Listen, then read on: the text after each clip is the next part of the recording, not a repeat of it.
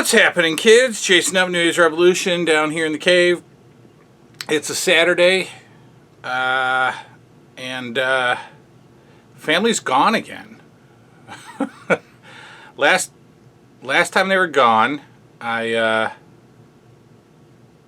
drank a lot of beers and ate an awesome steak and did some TN80'sR half-hour power hour with you, and we're going to do that again. They went to a birthday, but I'm just sorry. I'm getting the questions ready. I'm not just being rude. They went to another birthday party. Like, my kids are doing a million things without me these days. I'm a deadbeat dad. Yeah, I'm an absentee father. It sucks.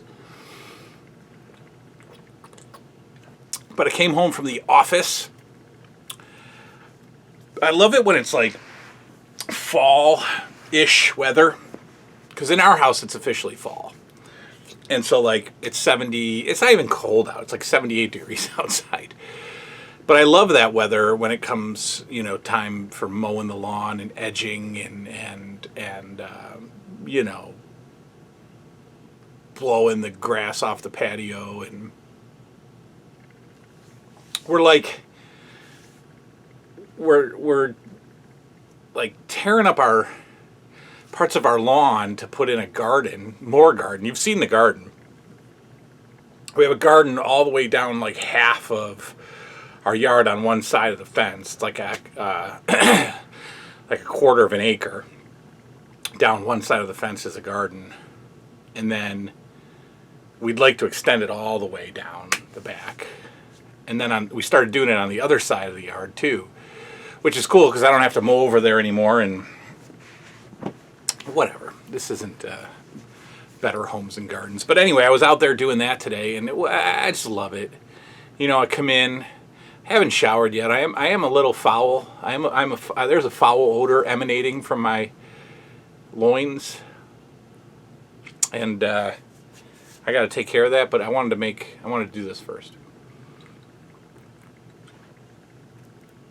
So let's do it. TN80'sR half-hour power hour. Johnny F is back, and he lives in Toronto. He's a Toronto fella, and he's been with me for 4 years. And he says, Johnny, he says, I think the only way I'm going to get a mention on your show is if I send you something. But that'll be your call. What? What, Johnny? What, Johnny F? Come on. I've already asked two of your, two sets of your questions. You don't have to send me anything. Johnny F says, what's your favorite Friday the 13th movie and why? Great question.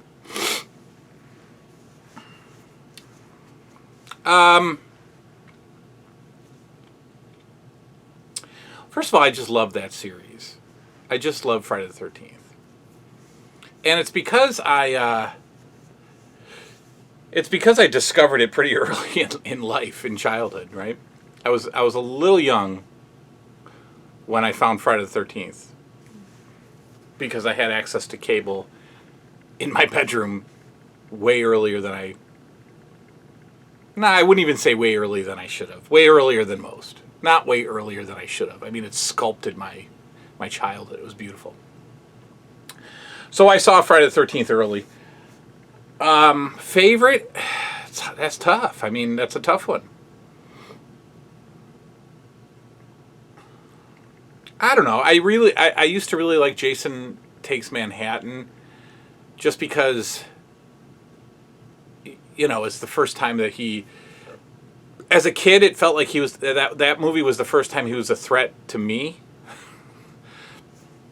Remember, you're a kid, okay? I'm not going camping. I'm not joining a camp group, getting off the bus at summer camp, getting hacked up. I'm not a camp counselor at all of 10 years old.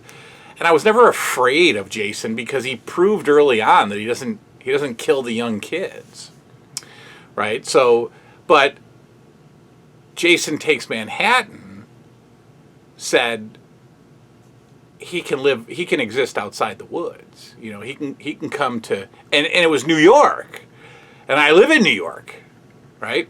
Not the city. I mean, when you say you live in New York, everybody's like, ooh, the Statue of Liberty? No, like 7 hours away from the Statue of Liberty. You know, like upstate, like Buffalo, Rochester, right? Which truly has nothing to do with New York City at all. Couldn't be furthest from it. I mean, mathematically it could be, but. Part 8, I enjoyed Jason Takes Manhattan. Jason X is so good and so bad. I love it. I really love it. But if you're going to like talk about, all right, you know, really your favorite one, Jason Lives is pretty awesome. You know, the whole, I don't care about the premise and why it happens, but, you know, these two knuckleheads digging him up to prove he's dead. And then they have to go further and, you know, somehow with superhuman strength rip a iron cemetery fence bar off a fence and then stab him with it, and then the lightning. And I love that. Plus it's CJ Graham. And I've met CJ Graham a couple of times, and he's an awesome dude. So I enjoy that one. That's got some pretty good kills. The trailer, the camper kill is pretty good. You know, you got a couple of rascals going at it in the camper with the rock music and the girl. Now, you know, if your kids are watching, you know, if you're watching this with your kids, put them in the next room. But you know the scene. The two kids are in the camper, and the girl's on top, and the music's playing, the rock music's playing, and she's like swinging her hair all around while she's. And then Jason takes her face and shoves it through the bathroom wall, and the face comes out of the wall like in plastic. It's beautiful. I love that. That's my favorite. When I met CJ Graham a few weeks ago at Heroes Hideout, I was just talking to him, and that's favorite kill. And there was he had an 8x10 of that kill of him standing on top of the camper at the end. If you remember, he stands on top of it. I looked at the 8x10. I was like, that's the best kill. And he rattled off the girl's name just like that. Like that's how he answered my statement of best kill. He was like, oh, that's Susie Johnson. And I was like, oh. So yeah, all right, Jason Lives. Let's go with that. Number 2, what is one of your favorite wrestling matches that you either saw live or on TV? It can be a tag team match or a cage match, anything, but only one or two if you can't decide.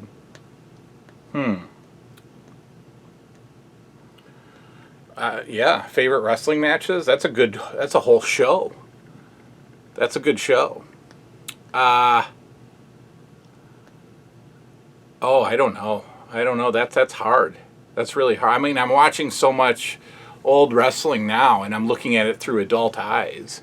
So I'll spin the question a little bit. A favorite event that happened live was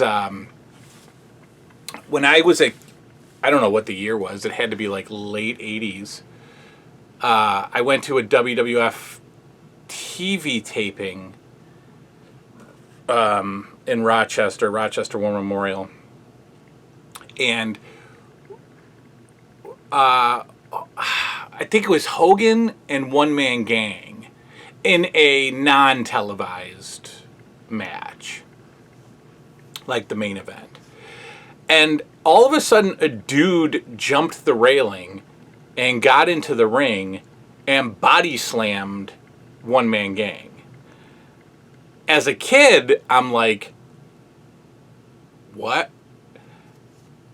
I later went on to find out that the guy that jumped, so this was set up. I don't know why. I honestly don't know the backstory on it. It wasn't on TV. It was never aired anywhere. You can't find it on YouTube. But a guy jumped a rail and body slammed the One Man Gang. And you know that, you know, a fan jumping the rail is not going to body slam a wrestler, right? That's not going to happen. So it was allowed to happen. And that wrestler, that guy who jumped the rail, went on to become the Rochester Roadblock, who never actually wrestled for the WWF, I don't think. Not even in like a no-name jobber type role. He did wrestle for Joe Savoldi's IWCCW and ended up on WCW Saturday Night all the time as Roadblock. Well, that was the Rochester Roadblock. The guy lived in Rochester, and I thought that I had read somewhere that he was friends with Hogan, and he somehow jumped the rail and got to body slam One Man Gang on an untelevised house show. I have no idea why, but I thought that was cool. My top 5 wrestling matches will have to really... Oh my God, that's almost an impossible question or impossible show to do. But I'll pull it off somehow. I think that's a good topic for a show. All right, if you could, he says, if you could only have one 80s toy or any item in your collection, or something you don't already have, and you had to display it in your cave on an island after surviving a plane crash in the Amazon, what would it be? If I survive a plane crash in the Amazon and I happen to have all of my toys with me, but only one survives, and I'm stranded in the Amazon and on an island, I'm definitely going with the LJNs, without a doubt. I would, like, I'm thinking of the movie Castaway, like how Tom Hanks talks to a volleyball. What a great time that would be. That would force me to, play with the LJNs daily to get through the fact that I'm stranded on an island. And, the reason I don't play with the LJNs daily today is because I have other stuff to do. But if I was on an island, oh my God. Oh, that would be so great. That would, catapult me back to my childhood where I only played with the figures. Yeah. So that'd be cool. So that's the answer.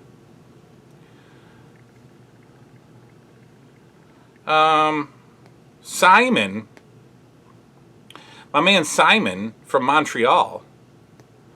I got married in Montreal. I don't know if you fellas knew that. I don't know if Simon knew that.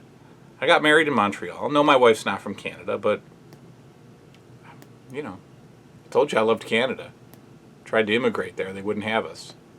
But, yeah, I got married. Rue Les Montants was the street, the hotel, the Loews Vogue, that I stayed at for a week. And got married at a very old church about a mile from the hotel. Can't remember the church. Very, very old, very historical, very beautiful. But Montreal's lovely. Simon is from there. He already asked a question, but another question he asked is, if you had been a girl, I wouldn't leave the house. If you'd been a girl, what do you think would have been the line of toys that you would love in the 80s? Not that girls can't love wrestling figures. Great question. 100% Barbie. 100%.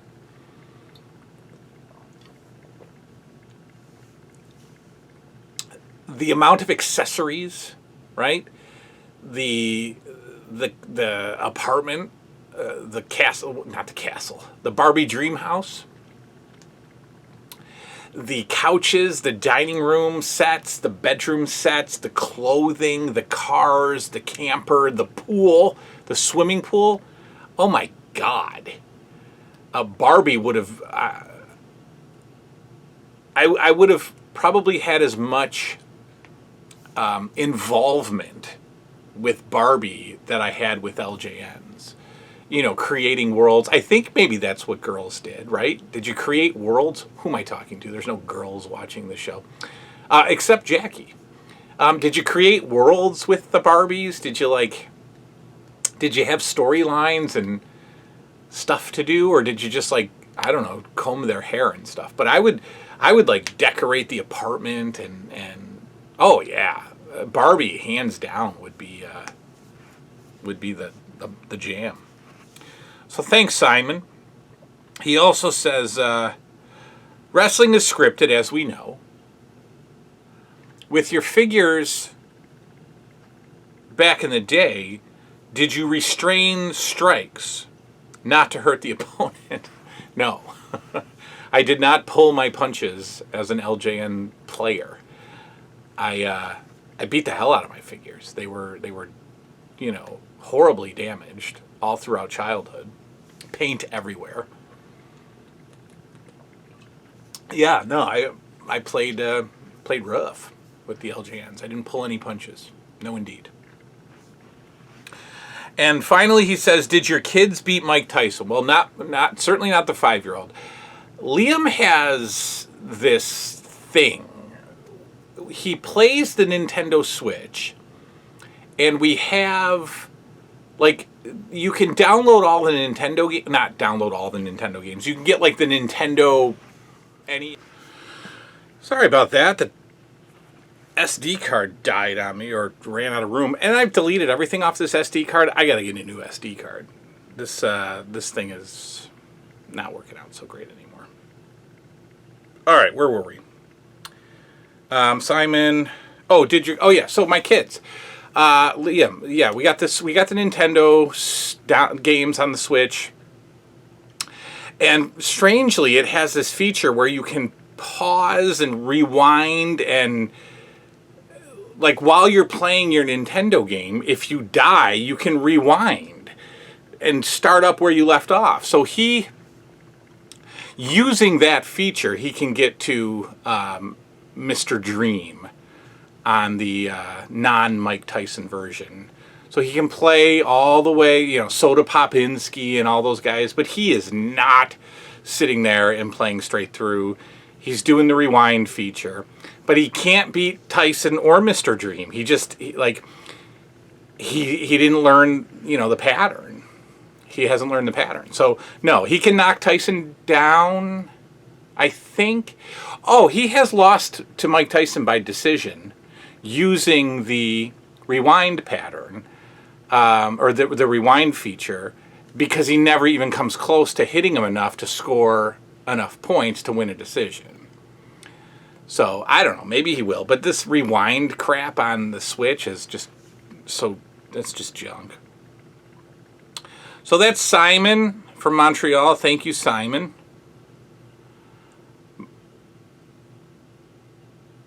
We did Trevor. Trevor's done. Trevor is gone. Retro Reminiscence. He had a bunch of questions. All right, we asked a bunch of his questions, but he's got more. He says, Dallas was a huge show back in the day, so how was the surrounding hype, the Who Shot JR moment? I remember a part on the movie The Wedding Singer where he comes over to watch the kiddos so the parents can go out on a date, and you hear the guy say something about, "I can't leave, someone just shot JR." Do you remember the hype waiting for the answer?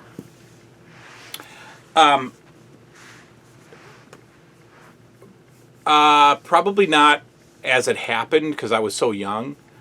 But looking back and loving the show so much that I've read so much and watched, a lot of extras and documentary style stuff on the concept of Who Shot JR, it's a thing that'll never be duplicated ever again, period, because of all the information that we have access to.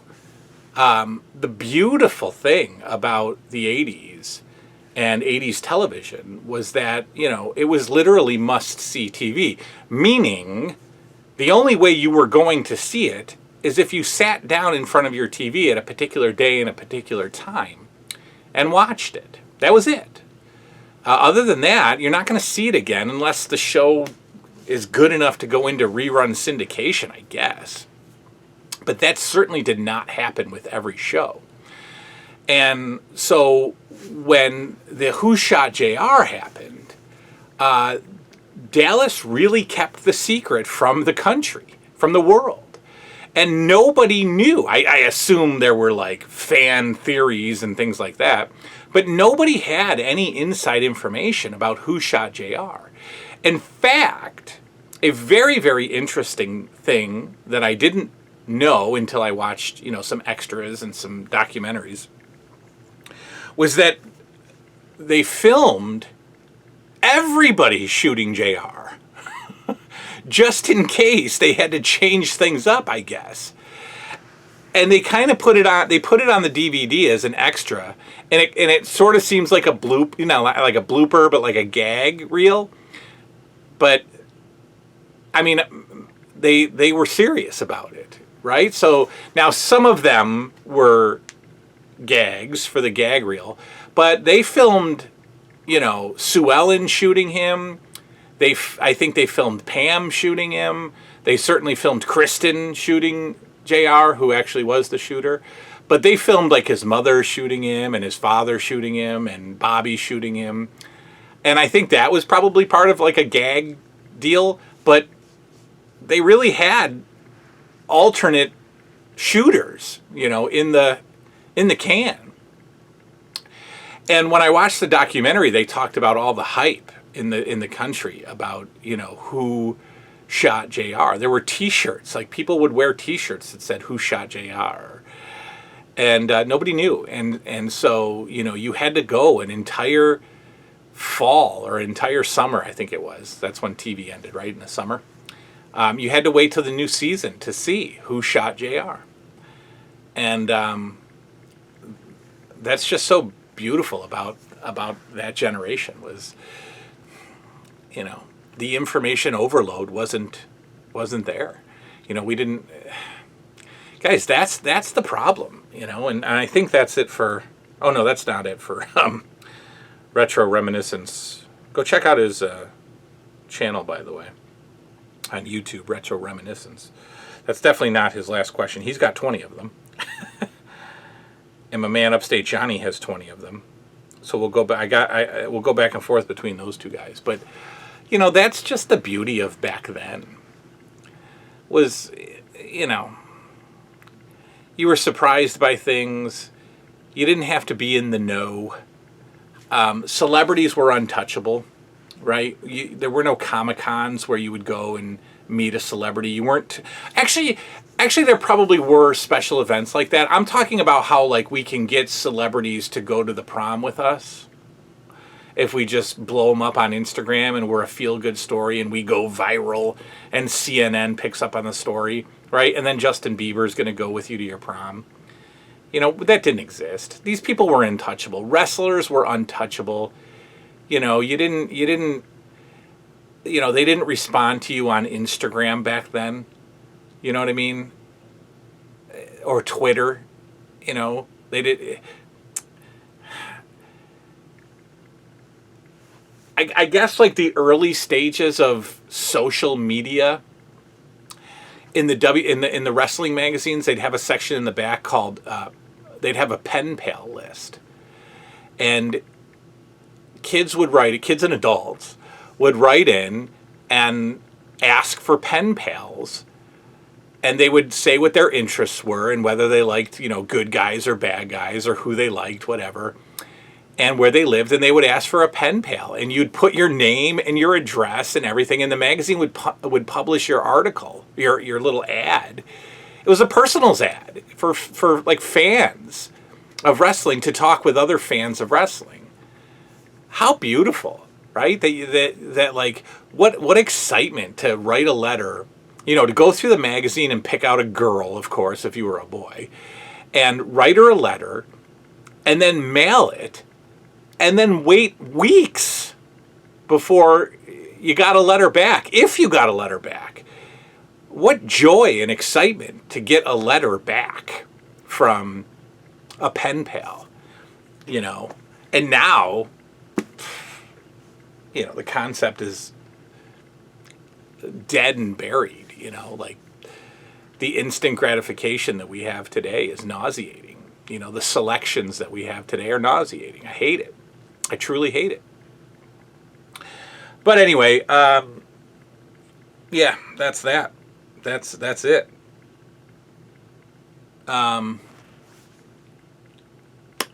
That's the show. That's the TN80'sR half-hour power hour. Just look, I wasn't planning on it today. I'm bored, and the kids aren't here, so there's your questions. I probably got to get something to eat because they're at a birthday party, and I don't think they're coming home anytime soon. So Dad's got to fend for himself again, and that's that. I will see you all next time. Lots of shows coming. Okay, that's it. Goodbye. Good night now.